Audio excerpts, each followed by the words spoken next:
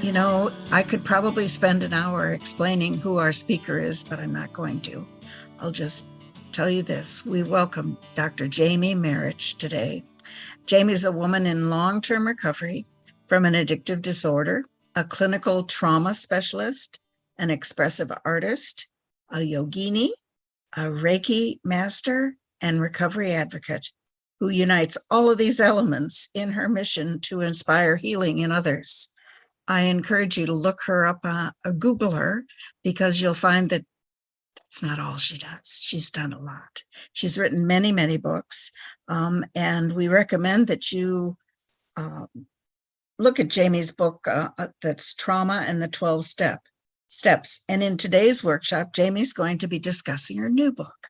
And her new book is Dissociation Made Simple, a stigma-free guide to embracing your dissociative mind and navigating daily life.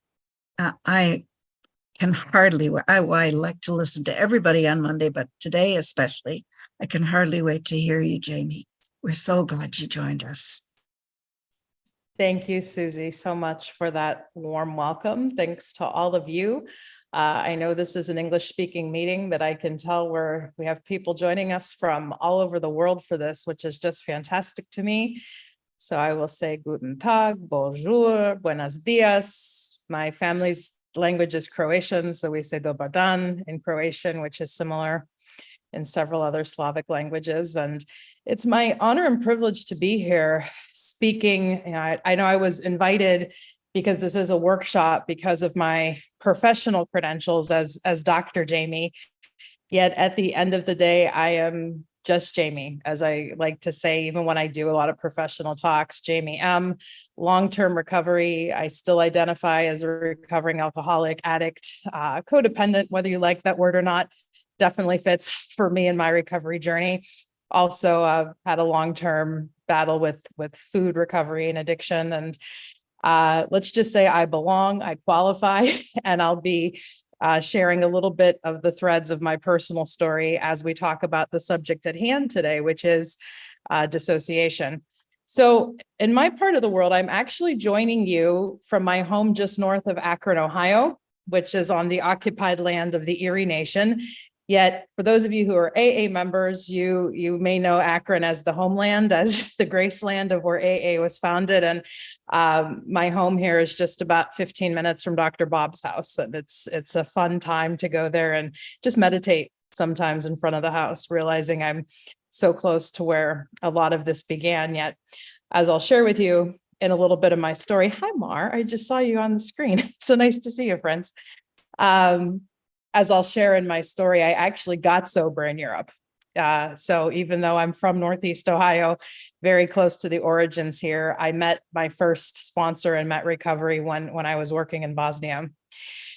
So in 12-step meetings in our part of the world, we generally like to start with a serenity prayer. And I know it's not a 12-step meeting in the purest sense, yet it would do me good, hopefully do the meeting and this talk good for those of you who'd like to join in the serenity prayer. I usually like to lead the we version. So wherever you're at, I'll ask you to take a stretch to start with, maybe a stretch and a couple deep breaths just to help us really settle.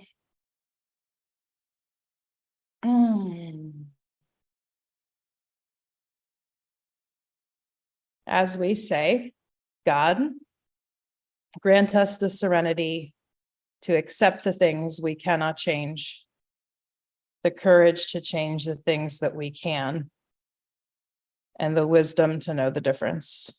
Amen.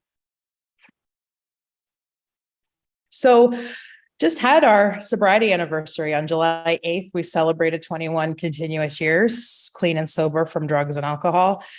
We have still had some challenges in those last 21 years with the impact of mental health and trauma and dissociation and self-injury. Yet, as I shared in a social media post I made on my anniversary day, I'm so grateful that I got this assurance at a pretty young age that whatever happens in life, it will not be made better by picking up a drink or a drug.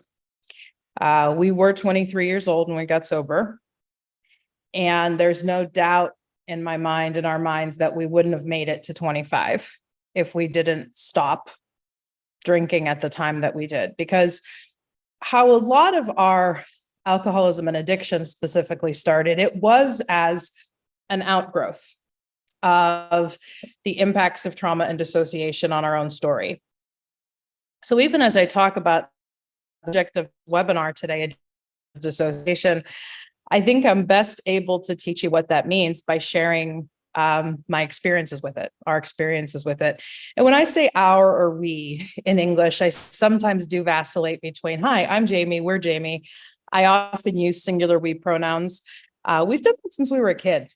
It's like we've always known that we're a system of people kind of guiding us through life. And as somebody who's also in long-term recovery from a dissociative disorder, which means we do have parts, we do experience life kind of through different parts and lenses. Sometimes it's just natural to say we instead of I. So just wanted to explain that at the beginning.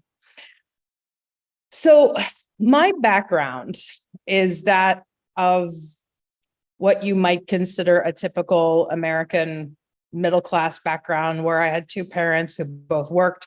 We were well provided for, second, third generation Croatian immigrants. My parents actually met in Croatian folk music groups, which is how I ended up being here.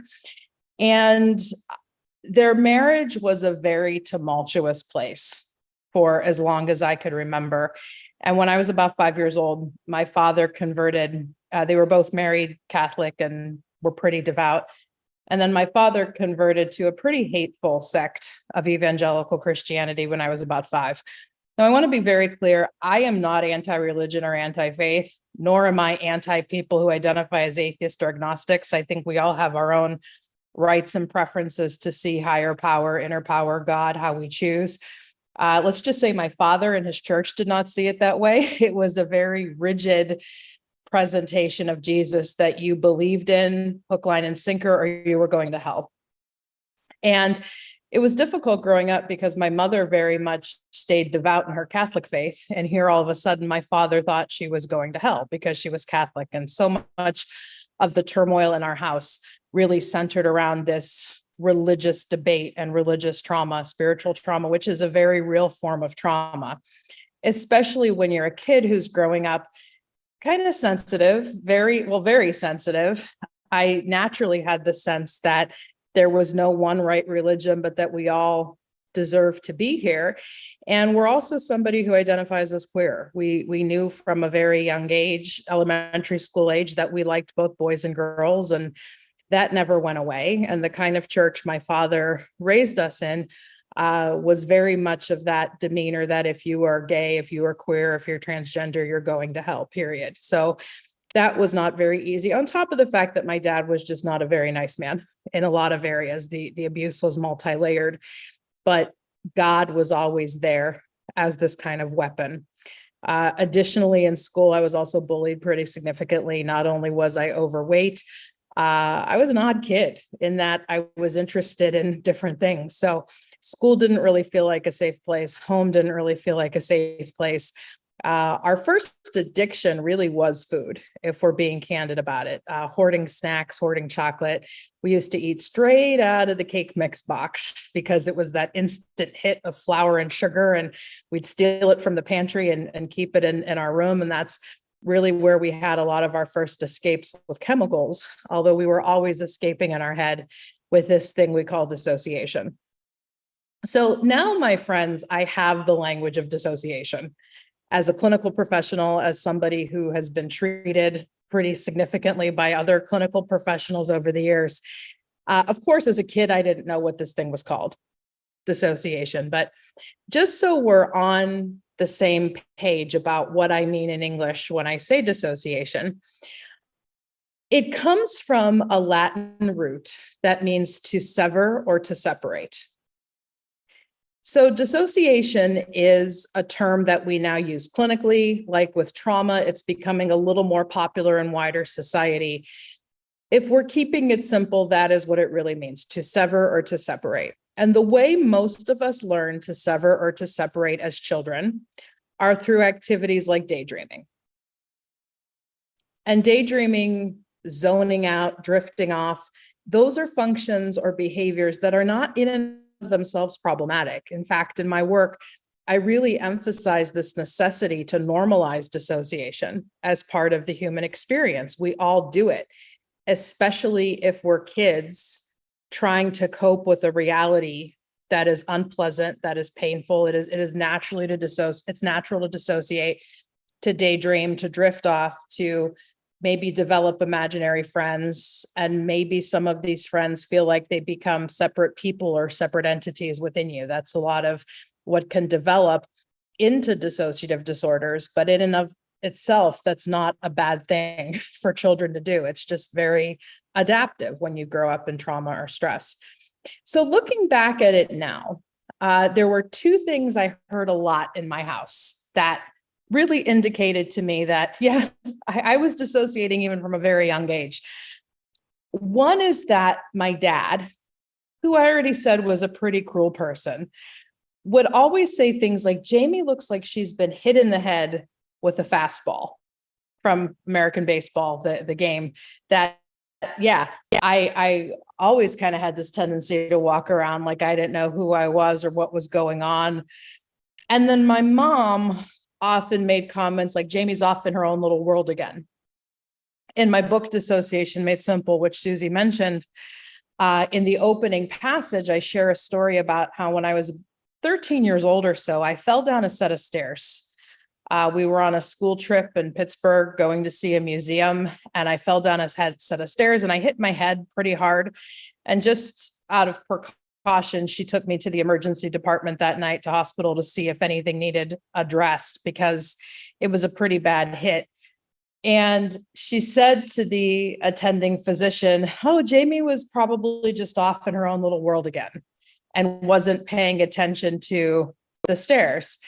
And as I write in the book, physically, my head was fine. There was nothing wrong. I was sent home from the emergency department with a clean bill of health, but my head was anything but fine in the mental sense. That escaping very much became a natural state for us because being present was just too painful. And then when chemicals enter well, first I talked about food. I would say my next addiction was then probably overachieving, workaholism. Workaholism is still something that I have to look at as an issue now, even as a person in chemical recovery, because I can have this tendency to overdo, to stay cut off from my feelings. And when I was in high school, I was actually an excellent student. And even in traditional AA meetings, I always share this, not to brag on myself, rather to really emphasize that addiction hits everybody. I was top of my class through high school. In the US, we call it being a valedictorian. I was very overachieving, but when I look back at it now, even though that's not inherently bad, that I pursued a lot of excellence, it was a way my addiction showed up because I wanted people to notice me for what I did because I was too embarrassed and ashamed of who I was. And when I went to college, to university, and lived in the dormitories away from my parents, that's when alcohol was really introduced. And it became very easy for me to get addicted very quickly. I wasn't totally free of chemicals in high school because that is when I started using pills quite a bit. But at that time, they were largely of the medical doctor prescribed variety because I had some knee injuries due to sports. When we had coughs and colds in the house, there would often be narcotic cough syrup hanging around, and I would definitely finish mine, but my family would often not finish theirs. And I would raid medicine cabinets even when I was in high school. But in college, especially when I was living away from my parents for the first time, and when I started to realize just how, forgive my language, full of shit my father was with a lot of his spiritual religious teachings, my whole world just felt turned upside down. And when we were 19 years old, that was very much a turning point moment because not only were we out of their house, we were living in a university setting where we had more access to alcohol.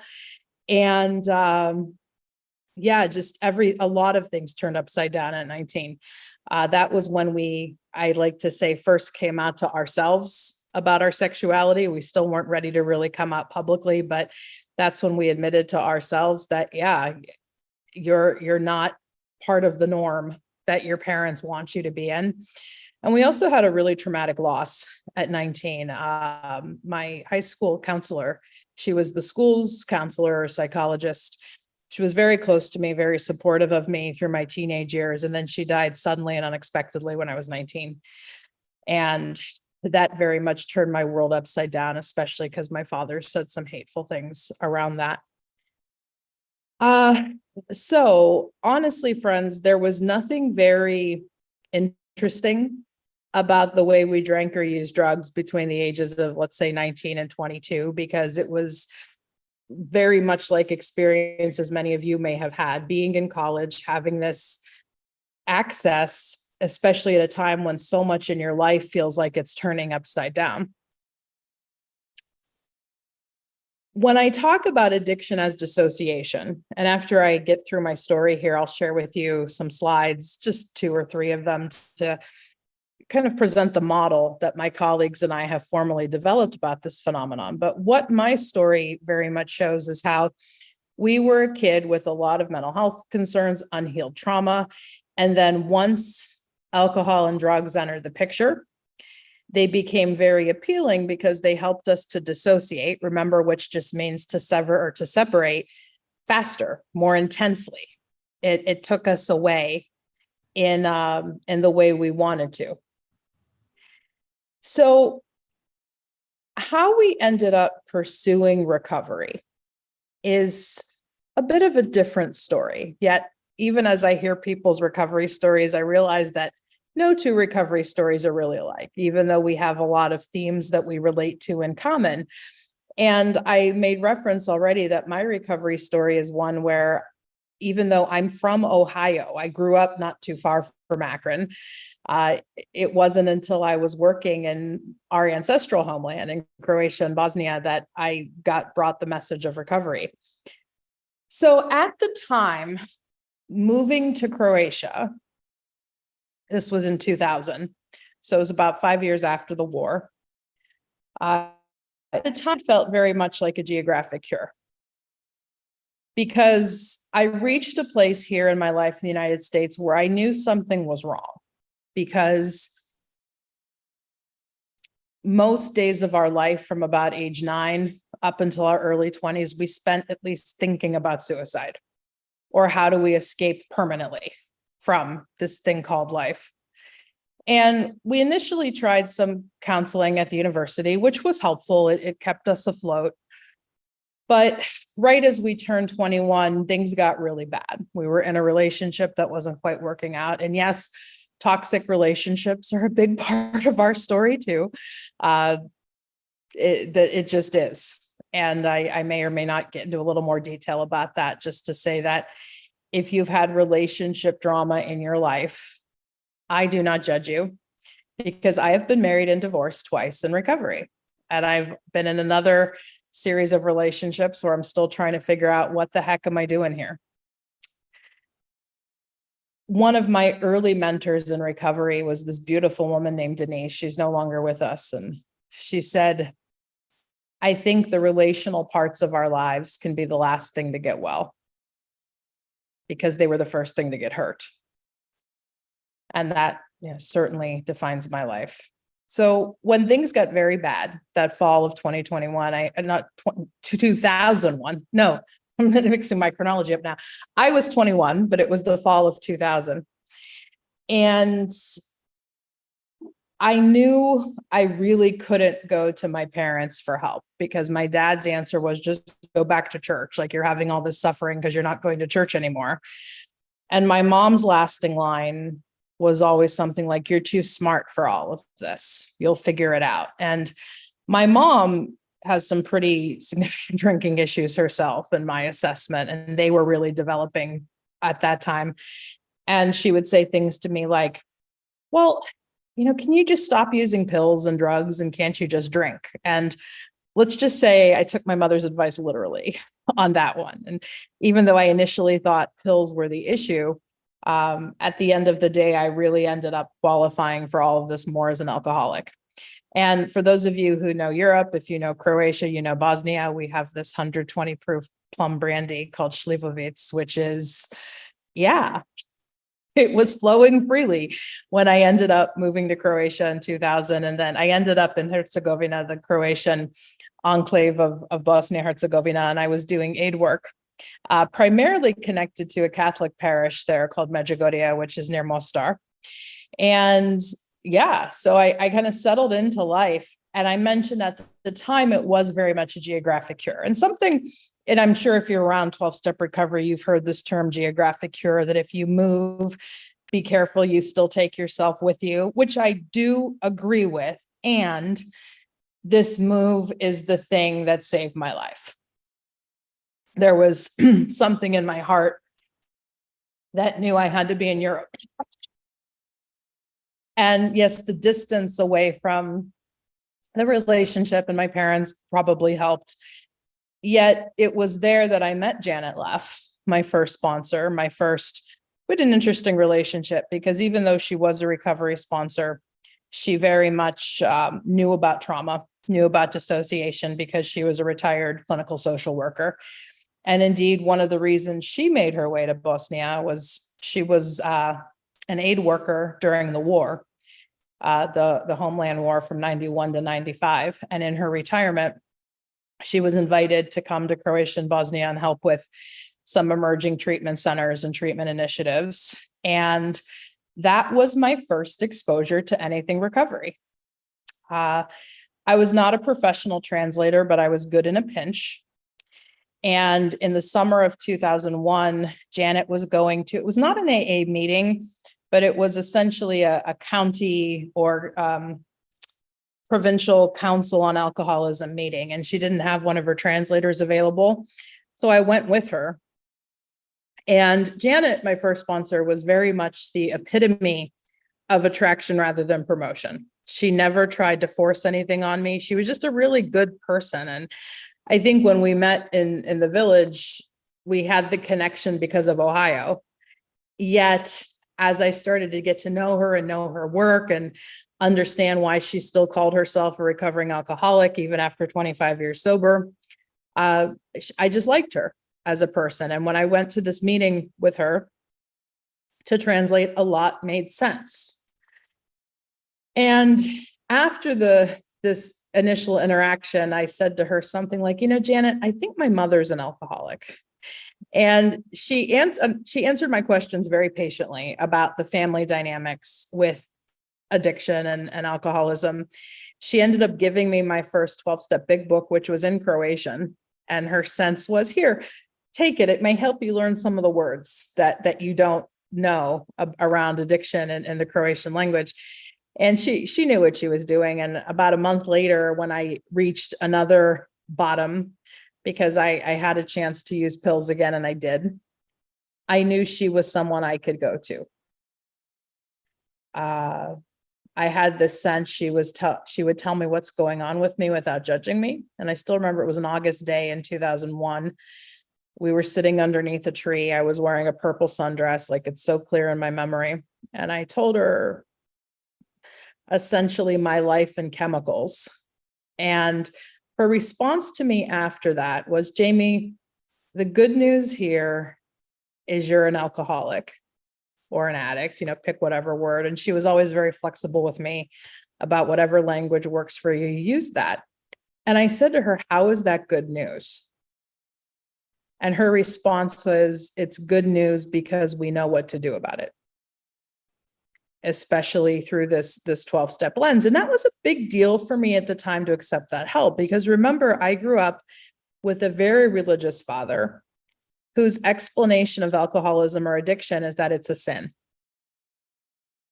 It's a sin, it's a manifestation of sin, and this is all happening to you because you're backslidden.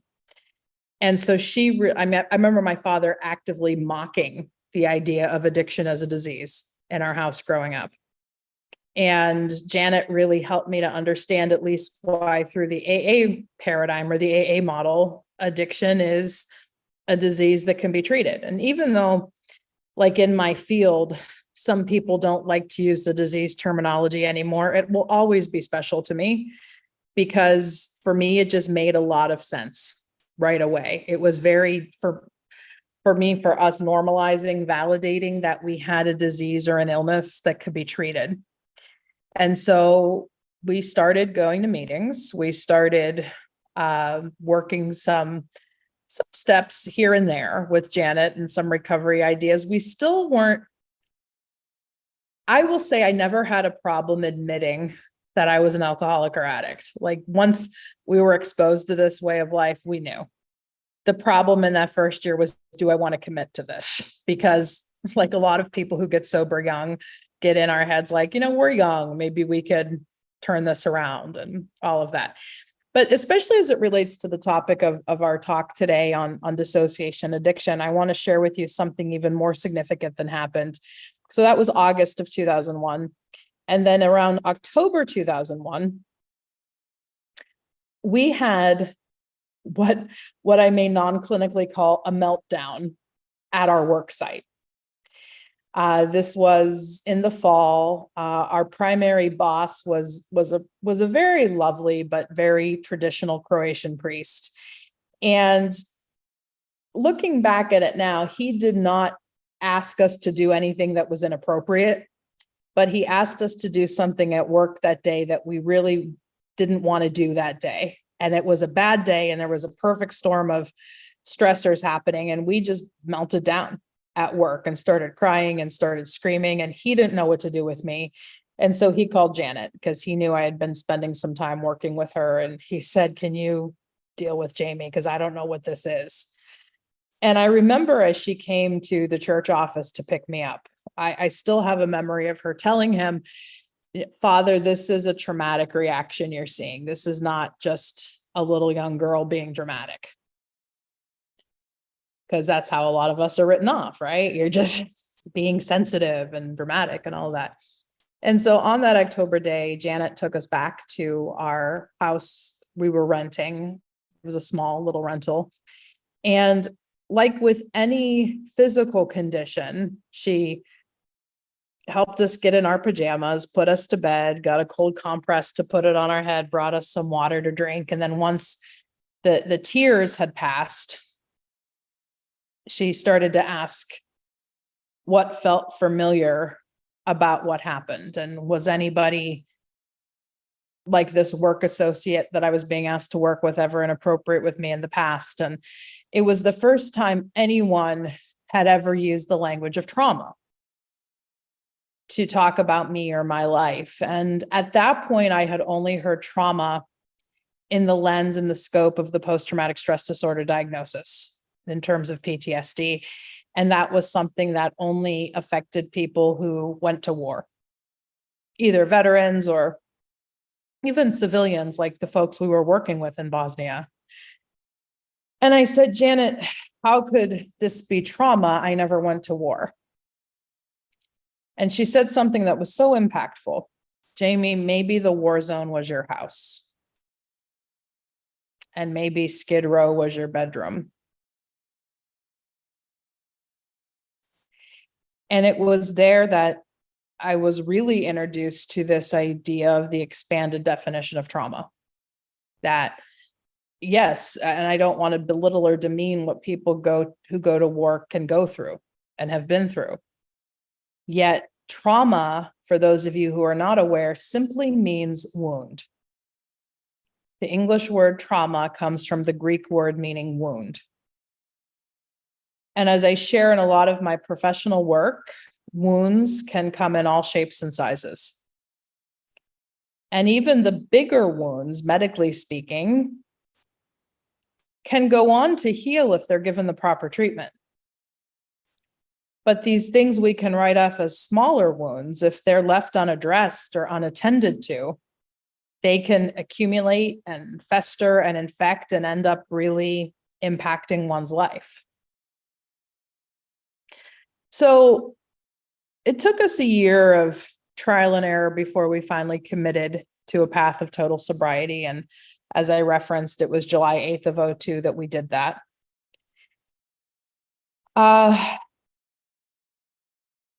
Then as it relates to this topic of dissociation, this is where things really get interesting, because we ended up coming back to the US in, the spring of 2003. And both Janet and Father Svetozar, the priest, recommended that I go back and get a master's degree in counseling. And I didn't understand why, because I didn't even like psychology when I was an undergraduate student. I couldn't understand why they thought I should do counseling. And Janet said something very impactful at the time. She said, I see the way you work with the children here. You get them, you get what people who've been through war have been through. And you've learned the art of being a good helper over here. So just go back to school and learn the science. And it was very much a case of them seeing in me and believing in me when I couldn't yet believe in myself. Yet it was in our graduate training program that we really became aware of what dissociation is, especially as it relates to addiction. So this was the summer of 2004. We were about a year into our graduate training, also going through some more relational drama in our life. And Janet had warned us when we were back in the US, we might need to do more trauma-specific therapy. So while at our internship site, because in the US graduate training system, you usually go to schooling for a while, and then you have to actually work at a hospital or a clinic or some kind of office to practice your clinical skills. And because we were an English teacher, because we taught performing arts as well, we thought that teaching or working clinically with children and adolescents would be our path. And so we were doing internship at a hospital for children and adolescents, and it was so overwhelming for us. And it was not the children or the teenagers themselves who we found overwhelming. It was the way we saw the system treat them, meaning the psychiatrists at the hospital, other social workers at the hospital, people in the criminal justice system or social services. It was just incredibly overwhelming to see the suffering that so many kids were dealing with at the hands of the system, plus a lot of this personal drama we were trying to navigate in our life too, while at work. And we had a coworker who blessedly was a nice man and did a bit of a intervention on us and said, Jamie, you are dissociating a lot. And that was the first time we really consciously remember hearing the word dissociating.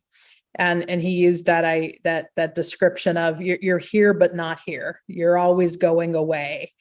You're checking out, zoning out, terms that I had heard adults use in my life when I was a kid. And again, at about 2 years clean and sober. And what I'm talking about is a phenomenon often happens that after a period of clean time, sober time, mental health symptoms that were there in the first place can reemerge, often with a new intensity, because our main tool for dissociation, in this case, drugs and alcohol, went away, right? It was not there anymore. And we did not want to lose our sobriety. We were very committed. We were very active in a 12-step program. We knew that life was better because we weren't drinking.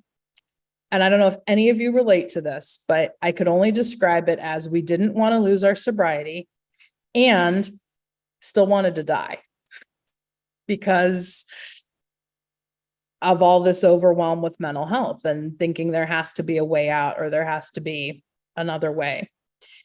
So I talked to a graduate professor of mine who was pretty cutting edge, pretty cool. And I said, I think I'm going to need some help for this. But at that time, I didn't know what was really going to help because I knew the 12-step program well. I knew what the 12-step solutions were for a lot of my strain. And we had quite a bit of talk therapy at that point already too. And so she ended up giving me a card for a practitioner here, also in Northeast Ohio, who did and still does a lot of the more sophisticated, newer wave trauma therapies like EMDR therapy or eye movement desensitization reprocessing. She did yoga and somatics and hypnotherapy. And any of these things I was willing to try because I knew just talking about my problems, just praying about them, it was not going to work. And so during that first summer of 2004, we had a really good round of trauma therapy, specifically EMDR.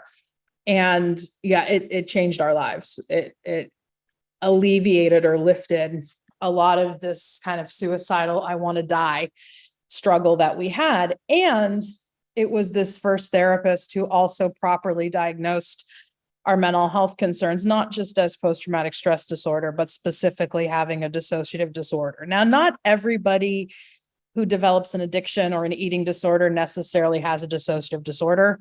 I do think all of us dissociate, and addiction is certainly a part of that. But because our brain was really set up for a dissociative disorder very young, it became very natural for addiction to become part of our picture as well.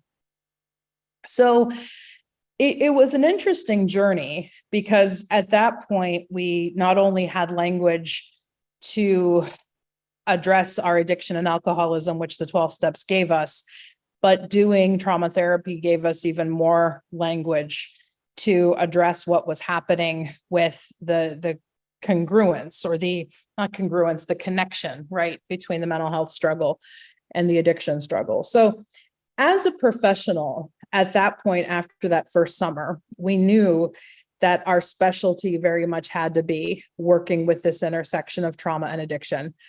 Not just because we had this overwhelming experience 2 years in, where all this dissociation was there again and we needed trauma therapy, but because Janet, our first sponsor, was also the very definition of being trauma informed before I even knew what that meant. That as a sponsor, she had an understanding of trauma's impact on people and was able to work with me even through the lens of the steps in a way that, I said it already, was attraction rather than promotion. She didn't shame me. She didn't force anything on me. She let me modify a lot of the language of the steps, not to let me off the hook from working the steps, but to say things like, if a word like higher power doesn't work for you, can you find a word that does? Or if the term character defects doesn't fit, what is a phrase that can? And we also really explored what powerless means. Because for a lot of trauma survivors, there can be an edge around step one. We admitted we were powerless over alcohol, that our lives have become unmanageable. And she helped me to understand, when you say we admit we're powerless over alcohol, you are not saying I'm a powerless person. And through her and several other folks I met early in recovery, I very much came to understand step one for me means when I put that substance in my system, it will win. It will very likely win. So why risk it?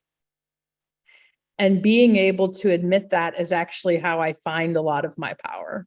So we're in a place where we still very much embrace the 12 steps. As a trauma-informed person, we realize that for us and even for others, they may come with a lot of modification, because some people who walk a 12-step path and sponsors you meet and treatment centers who use 12 steps can be a little rigid about things. And we're just very grateful that, Janet, our first sponsor, was somebody who had a lot of good basic AA, but understood that the key to working with us in a trauma-informed way was to allow for a lot of modification. And the bit of advice she gave us on that first August day that has stayed with us personally and has really defined the work we've gone on to do professionally is this. She heard us out and said, Jamie, after everything you've been through, it's no wonder that you became an alcoholic. What are you going to do about it now? That was so impactful for me. I want to share it with you again, and notice what you hear in it. You could use your own name instead of Jamie if you want. After everything you've been through, it's no wonder you became an alcoholic. What are you going to do about it now? And what she did in that wisdom was she validated me first, which I needed. And to me, that's the heart of trauma and dissociation form recovery.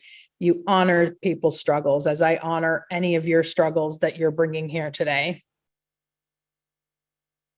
And then there has to be a challenge into some kind of action. It's like, now that you know, what are you going to do about it?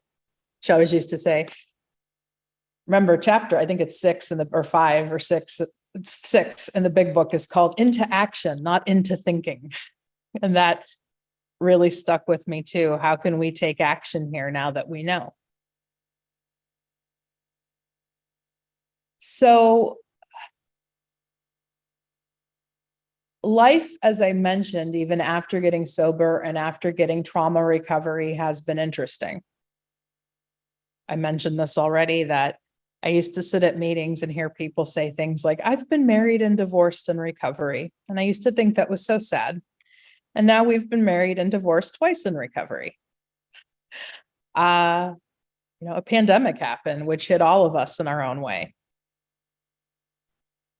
People have died. My brother, who was very close to me growing up, and I think we're still close in our own way, he was ordained a Catholic priest, which I'm so proud of because he's walking his own path, yet it's fundamentally a path that differs from my own. So that can bring up its share of struggles.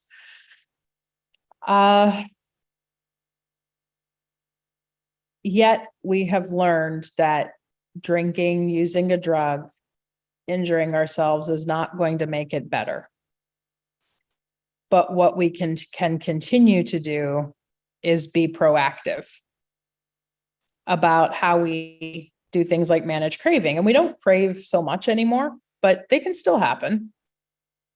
And we know what to do with those now. It can be picking up that phone and calling people, texting people now. My best friend is somebody I've met through the rooms of recovery, and we check in with each other every morning on text. And it's a big part of my ritual, probably the first real recovery ritual I adopted. If you've read any of my books, you've probably read this story because it was such a core part of early recovery, but there's a lot here that helps people with dissociation too. Interestingly, after everything we went through with spiritual trauma, we never stopped believing in God.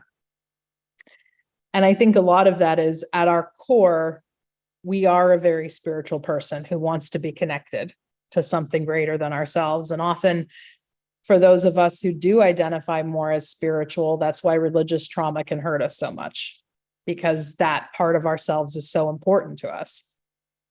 And I'm grateful that the rooms of 12-step recovery taught me a loving version of higher power. Remember about 8 months sober, having this real epiphany at a meeting, like, wow, this higher power we're talking about actually loves me. Because prior to that, in both churches, it was very much a higher power that judged me. And so this was before I was even officially sober. Janet and I were working on ideas like, how do you start your morning? What kind of routine do you have in the morning? And she said, it would be great if you could pray for help in the morning. God, help me stay sober today. And I said, I don't know if I can remember to pray in the morning. I'm not a morning person. I'm lucky if I get out of bed, roll to the bathroom, maybe take a shower, and then get to work. And she goes, but do you use the toilet every morning, no matter what? When I reference bathroom, that set something off in her head. And I said, yeah, I have to pee. I have to go bathroom every morning. And she said, why don't you keep this book? And she held up a 24-hour-a-day reader on your toilet seat. Let it live there. Let that be its permanent place, so that whenever you use the toilet at your house, you will have to pick this thing up. And maybe it'll start a pattern for you. And she goes, try it. I think she was still using that 21-day science, like try it every day for 21 days and see how it may help. And my friends, 22 years later, I'm still doing it. The book doesn't live on the seat anymore. It's the back of the toilet. But we cannot start our day without doing some kind of reading. It's positive, consistent action. And now our morning routine is more extensive than that. Yet it's that consistent action that really helped us to heal our brain. Whenever clients work with me or sponsees, and they'll ask questions like, well, how often do I have to be doing this? Whether it's a prayer strategy, a meditation strategy, going to meetings, my answer is whatever you can commit to consistently.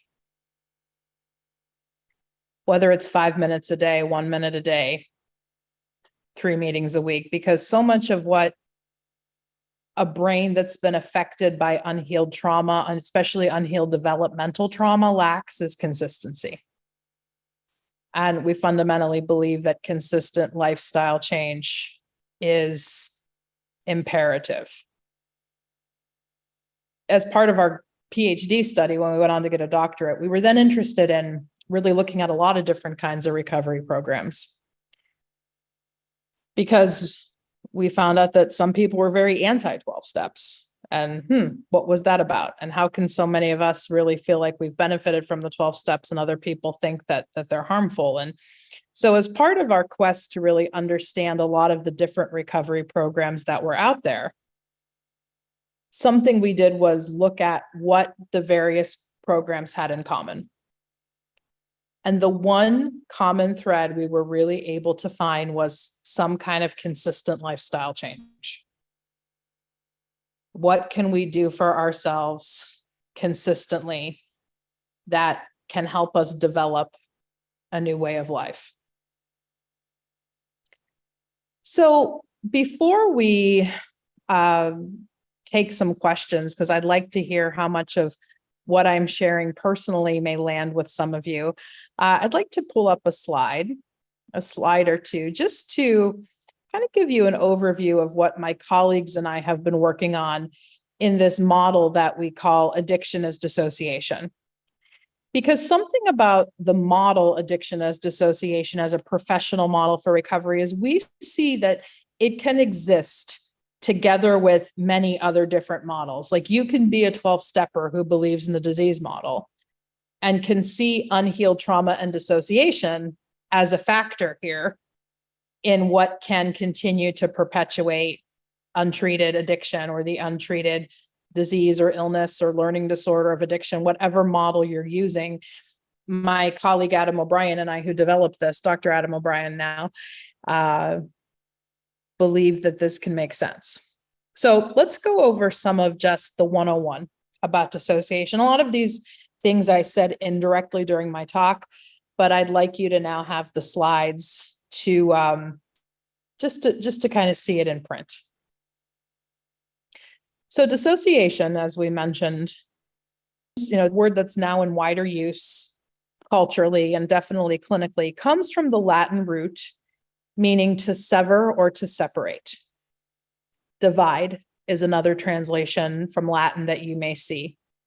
And it was actually coined as a psychological term by a French psychiatrist in the 1880s. But as a word in linguistics, it had been around before 1880s. It was just him as a psychiatrist, rather, who saw the need to identify this thing that often happens together with unhealed trauma. And so what is it we're severing or separating from? Typically the present moment, or from parts or aspects of ourselves. So the present moment we know can be very important for those of us in recovery. The necessity to stay mindful, to maybe stay in today, which we often hear in 12-step circles. But that could feel really impossible when our unhealed traumatic stress and issues are pulling us back into the past. And going to the third point here, dissociation is sometimes described as the opposite of mindfulness. If healing and health is about being here and being present, dissociation can very much be this opposite, like I need to go away, I need to escape, which, as I've referenced already, is not fundamentally a bad thing. At an earlier time in your life, it likely kept you alive, especially if you grew up with a lot of trauma or stress. But we know there can be a point when that can really backfire on you and cause problems, especially when you need to be present. Like when you're doing something like driving your car or being at work, tending to your children. And another piece of wisdom Janet really imparted to us in those early days was we talked a lot about my daydreaming as a kid. And she said, there's no doubt in my mind that kept you alive. it was your coping as a kid. But now that you're an adult, it seems like it's backfired on you because you have a hard time living in reality. Oh, and she was exactly right about that. I did not disagree. But now as a person in recovery, and especially in longer term recovery, what we've had to learn to do is realize our daydreaming is not all bad. Our daydreaming is a lot of what helps us with our creativity and our ideas. But it's to be able to recognize when we're doing it and draw our attention back to the present moment using a lot of the skills and tools that we've developed. Now, in more, I don't even want to say complicated, but in other presentations, that severing could be from parts or aspects of ourselves. And I've mentioned how in my experience with a dissociative disorder, it literally has meant that we have like different ego states inside of us. But if that feels a little much for you to really look at today, I want you to consider this, that when we talk about the disconnection between our body and our mind, that is also a form of dissociation from aspects of self. How many of you relate to this idea of, your head knows what you're supposed to do in recovery? Your head knows what slogan to apply here or what recovery strategy to apply here. You know what your thinking errors are, but in your heart or in your body, there's just not that connection. I used to say, and for those of you who may work in the treatment industry, you may really get this example. I would often have clients who knew the language of recovery so well, I would trust them to run my group. But they were still in group. They were still trying to get sober and well because they never really got into their heart, their emotions, and their body. It was all head knowledge. So that can be part of the disconnect as well. So going to our fourth point here, dissociation is fundamentally a protective response. It's a protective response. So again, it's not inherently bad. It can develop as early as infancy. It can develop even in the womb. Think of kids who are growing in a womb with a lot of chaos around them, or just a lot of stress and strain that their birthing parent is carrying, right? Dissociation is closely related to what we may call a freeze response. As it relates to trauma, you may be familiar with the fight-flight response. Freeze is another one. Freeze or fawn, which is like just giving your will over because you don't want to fight. Freeze to submission is what that's sometimes called. But there could be some subtle differences. Dissociation at this very primitive part of the brain is sometimes described as a collapse. Like it's just a collapse. You lose all sense of what's going on around you. And it's like, okay.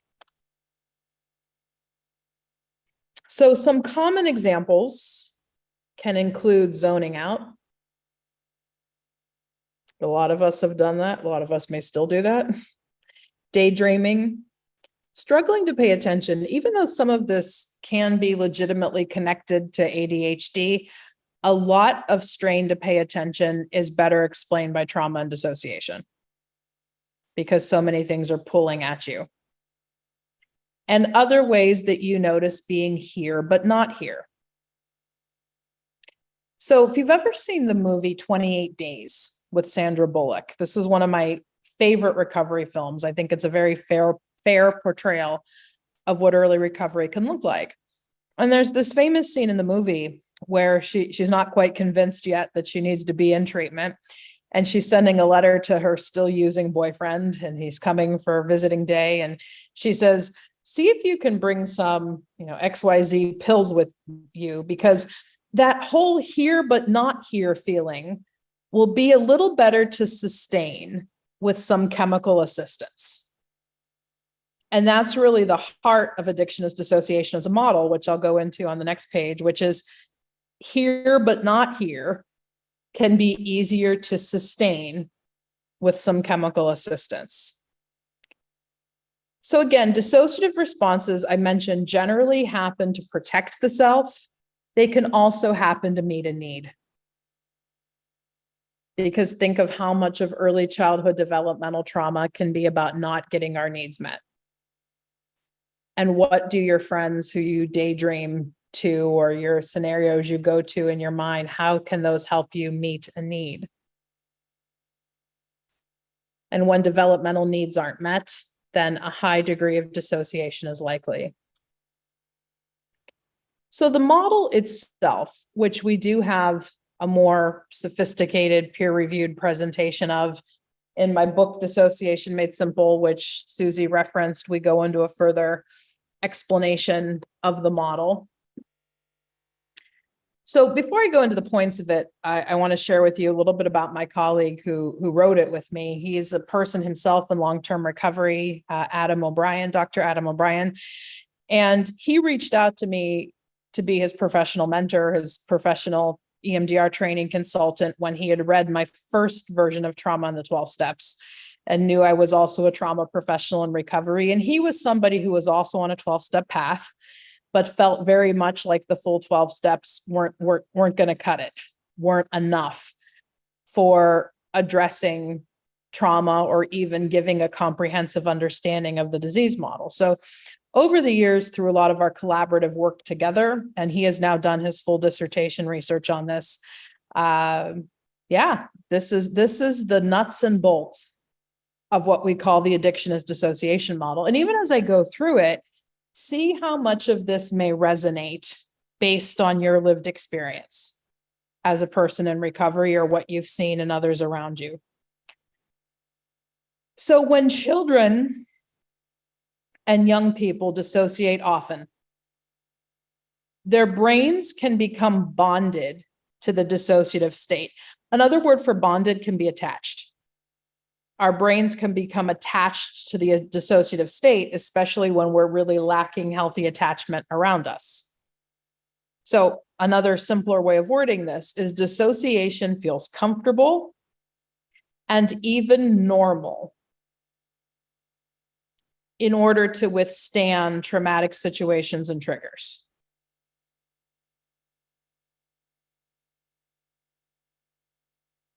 You may know that phrase from the big book, that sense of ease and comfort came over us as it references the first drink. A lot of us had that even earlier with dissociation or other behaviors that also brought us that sense of ease and comfort. So when drugs, when alcohol, when other reinforcing behaviors are introduced, and reinforcing behaviors is kind of a catch-all term that we use for what you may call the process addictions. Behaviors of human experience like sex, eating, food, shopping, working that aren't necessarily bad in and of themselves or problematic, yet can be taken to this place where they make us dissociative or unhelpful consequences result. So when drugs, alcohol, or other reinforcing behaviors are introduced, these amplify the already existing experiences of dissociation. And in the full paper he goes into, a lot of this has to do with the endogenous opioid system, that our brain's natural capacity to produce, for lack of a better term, these feel-good chemicals, those are there even before we use drugs or engage in behaviors. And that's a lot of what dissociation activates. And then when these chemical helpers come in, it takes us there, as I referenced, more intensely.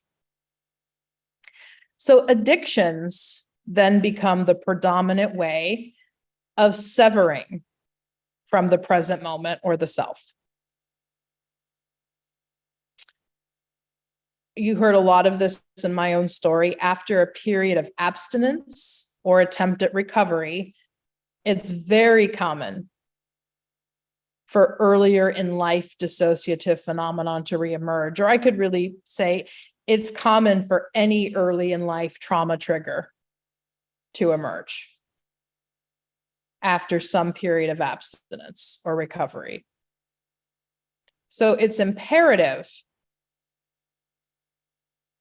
that addiction treatment, if we're using the professional language, not just be more trauma sensitive, but that we also have an understanding of how it can be more dissociation sensitive. And there's a very practical example I want to share with you of what I mean by how can we make meetings more dissociation sensitive? How can we make professional treatment more dissociation sensitive?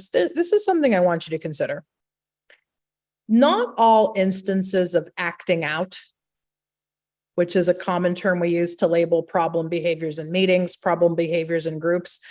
This is not always about people being rude. That is often a trauma and even a dissociation response, because people sitting at a meeting or sitting in group can get overwhelmed by the level of feeling that's happening around them or within them. And that causes a lot of people in their discomfort to check out, zone out, not pay attention. I've had many colleagues over the years try to do things like this. Pay attention, clapping people's, that's not helpful. That can create more of a shock response. So something I say, at least to professional counselors, but I think this applies to those of us who may be leaders in meetings as well, is I like having some kind of opening ritual, like doing the readings, having a moment of silence, maybe even teaching a skill for grounding. If you're in a professional treatment group, and if you work in treatment, I think your skills group, your groups really do need to be very heavy on skills. How can we identify what's happening in the body at the first signs of it happening in the body so that we can take appropriate action? And this for me is a lot of what Janet, my sponsor, did with me before I even realized what she was doing. She taught me something which was really listen to your body and honor it. Like if you're in a store and something in your gut tells you get out of that store, even if you can't explain it, listen to it. Now with the rise of something we call polyvagal theory in the mental health field, there's this idea of neuroception, which I learned from her before polyvagal theory was even a thing. The notion that your body will tell you what's wrong 10 steps before your mind even computes it or recognizes it. And so she did a lot of early work with me, really trying to listen to those signals at the level of the body. Another strategy, I was just sharing this with a friend the other day. She said, how can you make a new association in your brain with, yes, you, Jamie, or others may have some pleasant experiences from drinking, and the pleasant feeling that would overcome you. And even as I first started to get sober, I was like, the smell of beer in the summer air just was a very nice, wouldn't it be nice type of feeling for me. And then she said, can you like create a red wire in your mind and in your body to one of the memories where you felt the worst? And it was like, that time my friends left me kind of puking in my own vomit, drowning in a corner. And I would often do this, like directly with my hands, like, can I connect the two? The wouldn't that be nice to it's inevitably going to lead to this. If we think of the story of Bill Wilson, and when he was in the Mayflower Hotel here in Akron, and that urge came over him, what did he do? He got nickels and started calling people. And even though he didn't reach someone right away, it was the behavior of he kept trying, he kept living into action. And I think these things that help our bodies do that are fundamentally a more trauma and dissociation informed way of bringing about lifestyle change and early recovery than just trying to think things through. Like one of the slogans I cannot stand, honestly, friends, is think the drink through. Like I don't think it's a bad slogan fundamentally, but it's more about, can you feel the drink through? Can you sense it through? Can you make the embodied connection? Because our thinking can become very much like a hamster wheel. So just to kind of wrap up the formal part of the talk, then I'd really like to hear from you with questions. I didn't realize I've been talking so long, is trauma and the 12 steps, and trauma and dissociation informing the 12 steps is now a huge part of my life, my career. I still very much believe in the work of the 12 steps. I know the topic of today was largely for me to talk about dissociation. We also have the new edition of the Trauma and the 12 Steps workbook, which Steve Danziger, who I know has been on this group before, this is coming out August 29th, just in time for Recovery Month. And we developed this manual because I wrote the book Trauma and the 12 Steps, but in response to people who were looking for a really good step guide in a way that takes trauma and dissociation into account.